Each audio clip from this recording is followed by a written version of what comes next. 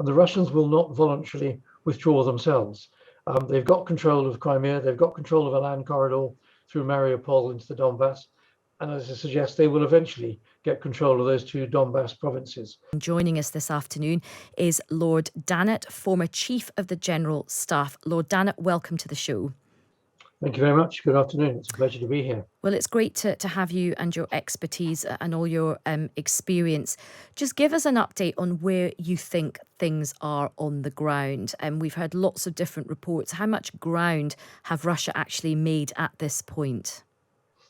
Well, as we've been hearing over the last few days, the Russians very much see taking final control of Severodonetsk as being a really important objective for them. It's become certainly the center of gravity for the current fight. Ukrainians actually are doing better than is reported. They are holding on, but they've got a difficult decision to make. That last bridge having gone, it actually means it's very difficult now for civilians to get out of the town, but it also is going to make it very difficult if they decide to make a tactical withdrawal themselves. This is a big decision for the Ukrainian High Command to decide what to do. They can do as they did at Mariupol and leave a number of their units behind in order to tie down and soak up Russian strength in trying to winkle them out, or they can decide somehow or other, and it's difficult now that bridge is gone, to withdraw their remaining troops from Severodonetsk and consolidate further to the west. That will have to accept that they have pretty much lost all of Luhansk province, and therefore the fight will be for the remainder of Donetsk province. And that, I think, is what we're going to have to see over the next few days. Put in its wider context, I think most observers would agree that the manpower that the Russians have lost, the equipment that they've lost in trying to get control of the Donbass region, means that if and when, and it probably will be when, that they do get control completely of Donetsk and Luhansk provinces, they will have shot their bolt at that stage. They will be exhausted. And I think the likelihood of them wanting to press on any further, I would judge to be fairly low. And you could ask me, if they were going to press on, where would they press on to? Well, I guess it would be going back down to the south again and trying to press towards Odessa. But I stand by what I've said several times over the last few weeks. Odessa is well defended.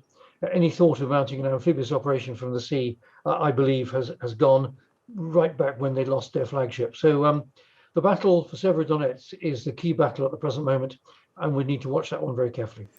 And if Russia is able to take Severodonetsk, what does that mean strategically, but also what does it do psychologically for the Russians and for the Ukrainians? Well, I think the whole point really is that, in the simplistic words that some people like to use with a campaign like this, winning and losing, the Russians are not going to be able to win, but the Ukrainians will not lose either. So I'm pretty certain that what we're going to see is that the Russians will batter away with their long-range artillery. They will gradually grind forward, and they will get control of most of those two Donbass provinces. And it's at that point that the war will effectively go into the deep freeze. The Russians will be exhausted. The Ukrainians will not have been defeated, but they will certainly not have the strength to be able to kick the Russians out of the Donbass region. And this is where the fighting in terms of movement on the ground will by and large come to a halt. And that is where the statesmen of the world have then got to decide how this thing is going to be managed in macro terms. And of course, we then have to lift the conversation away from and take it onto a world level. We are already seeing the threat of huge hunger in various parts of the world because Ukrainian grain is no longer on the market, is not able to get into the high seas. And it may well be that there'll have to be some very high level trade in the months to come between the West agreeing to reduce some of the sanctions on Russia, but Russia being prepared to let Ukrainian grain get out onto the world market. Frankly, if that doesn't happen, then there's going to be starvation in many very poor countries around the world who have been relying significantly over many years on Ukrainian grain in particular. And Lord Dannatt, if that point comes, and I suspect you are right, that if a point comes where the fighting has, ground to a bit of a halt and diplomacy has to come into play, and there are very, very strong factors, food security being one of them. How do you think the Ukrainians will feel at that point if, their Western allies do want to have a conversation about, as you say, perhaps relaxing some sanctions against Russia, or talk of some kind of deal being struck?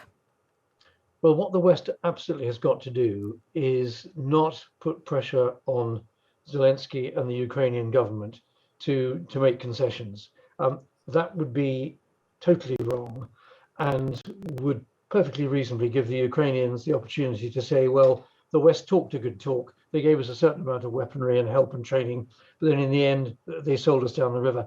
That must not happen. The initiative has got to come from the Ukrainians themselves. Yes, I hear what they've been saying, that what must happen is that the Russians must go back to where they were on the 24th of February. But I'm afraid realpolitik cuts in here. Nobody's going to be able to make the Russians do that. And the Russians will not voluntarily withdraw themselves. They've got control of Crimea. They've got control of a land corridor through Mariupol into the Donbass. And as I suggest, they will eventually get control of those two Donbass provinces. So yes, the whole of Ukraine remains sovereign Ukrainian territory, but the unpalatable fact that I think the Ukrainians are going to have to accept that a proportion, 15 to 20% of their real estate, actually is controlled by Russia. And that is going to be the new normal, and that is going to have to be the new situation from which diplomacy is going to have to go forward. And that begs the question, what is Ukraine going to look like in the future? Yes, there are discussions going on about accelerating possible EU membership for Ukraine. I think NATO membership for Ukraine is off the table, and it may well be that there has to be some form of neutrality. Neutrality governed or guaranteed by the major states. The irony, of course, being here is one of the co-guarantors would have to be Russia itself. So the fighting on the ground is complicated and difficult enough, but the international politics and the diplomacy required to hammer out a lasting solution for the future, I dare to suggest, is going to be even more complicated. Well, Lord Dannatt, it's been fascinating speaking with you. Thank you for joining us today on The Briefing Room.